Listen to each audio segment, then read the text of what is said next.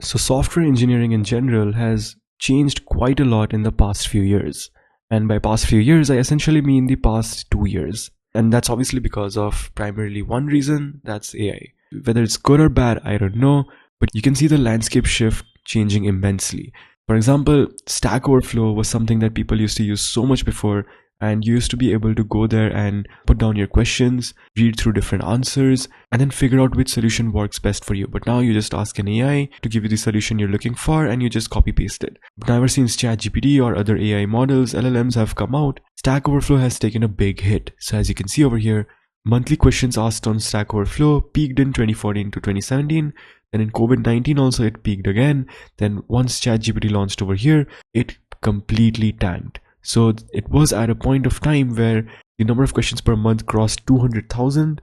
But now, fast forward to 2025, almost 2025, we have less than half of 50,000. So basically less than 25,000 questions being asked. In fact, I saw in a survey, I saw in a post where I think it was in Primogen's video, who's a very popular YouTuber. So in his video, he showed how Stack Overflow now only averages around 3,000 to 4,000 questions a month. Now that is extremely low. I'm not sure about those figures, but I think I saw that. But either way, from 200,000 to 25,000 is also pretty low. So you can see the hit that these companies have taken. Not only that, even recently, there was this big news where Tailwind just laid off 75% of the people on their engineering team because of the brutal impact AI has had on our business. And this was primarily done on their engineering team. 75% of their engineering team was laid off. Why? Because most LLMs are trained heavily on Tailwind when it comes to CSS. So users don't go to Tailwind CSS website anymore to check out what classes they require. They just ask the AI and the AI spits out the Tailwind CSS code. So what that does is people don't go to the Tailwind CSS website, and Tailwind wants you to come here, because if you come here, you can go to their subscription pages or the page where they sell different things, and then you can maybe explore that and purchase them, which profits their business. Now, because ChatGPT and other LLM models are spitting out Tailwind code because they're heavily trained on Tailwind, so users are not visiting the tailwindcss.com page, which is causing them to have a significant reduction in revenue. This is a very weird situation they're in, because their framework has become extremely popular, but at the same time, they're losing out on revenue. This is something that a lot of people, a lot of companies haven't accounted for with the rise of AI. And this is something a lot of people are going to face trouble with even in the future. So this brings us to the question where this person posted, "I'm quitting software engineer, 5 years of experience in my mid-20s. So they say that they're quitting software engineering primarily due to how good AI has gotten these days. Claude writes close to 70% of all code in my company. 2 years ago, it was so bad and now it's so good. I can foresee a future where so many engineers are not needed. I think this will simply lead to more competition in an already competitive country with so many people graduating every year. So in India, there are a lot of people who do engineering, and then there are a lot of people who graduate and try to take up software engineering jobs. So the competition is massive, and you know the population of India is already the highest in the world.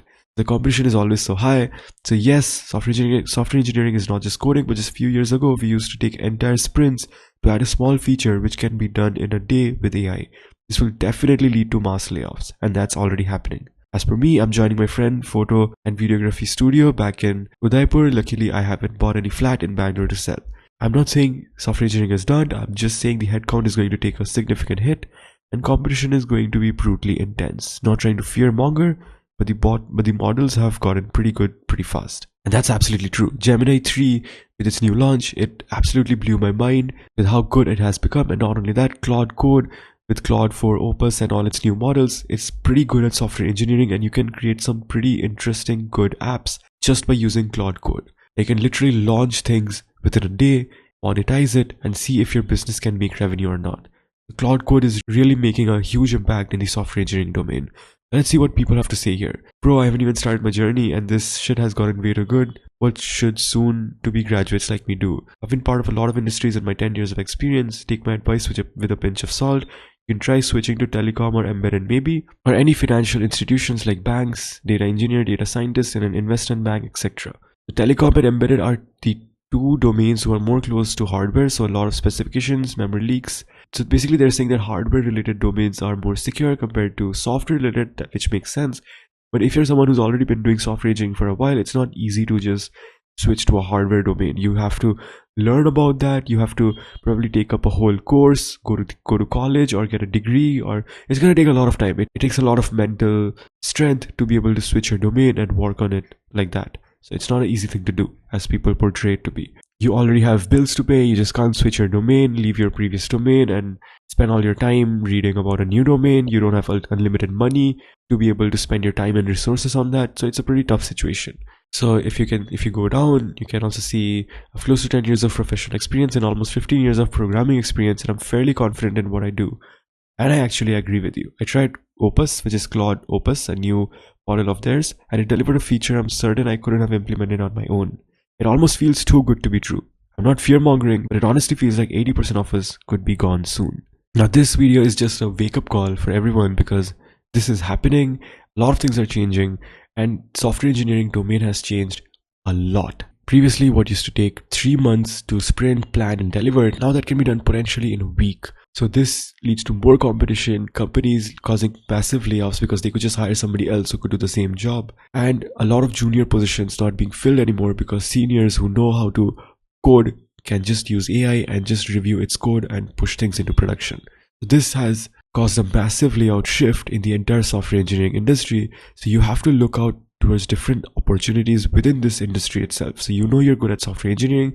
What can you do to get better? You can maybe create products because you know with AI you can create a bunch of products. You can orchestrate all your agents to create a bunch of products in a very short period of time and maybe get somewhere. So maybe use that to your advantage. If you know how to code and you have something, a tool that codes for you in bulk without complaining, then why not use both of them to create something on your own to solve a tiny problem that needs to be solved, or maybe even a problem that already exists, solve it and then see where you can take it. So this is the advantage all of us have. So basically every founder, every co-founder, every engineer has the same advantage equally distributed amongst them. And I think you should utilize this to create an amazing portfolio and create amazing cool products and put yourself out there in the social media wall, or basically just out there in general, and build and see where you can take this, see how far you can take this.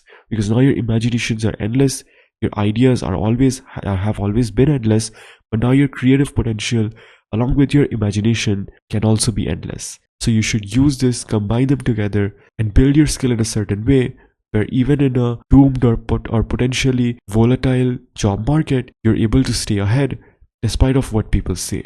So definitely go ahead and explore all the AI tools. Try your best to have a positive mindset where you don't think this is something that's going to replace you, but rather this is something you could use to accelerate your career 10 times further. So yeah, I would love to hear your thoughts about this in the comment section below. If you found the video insightful, drop a like and subscribe for more.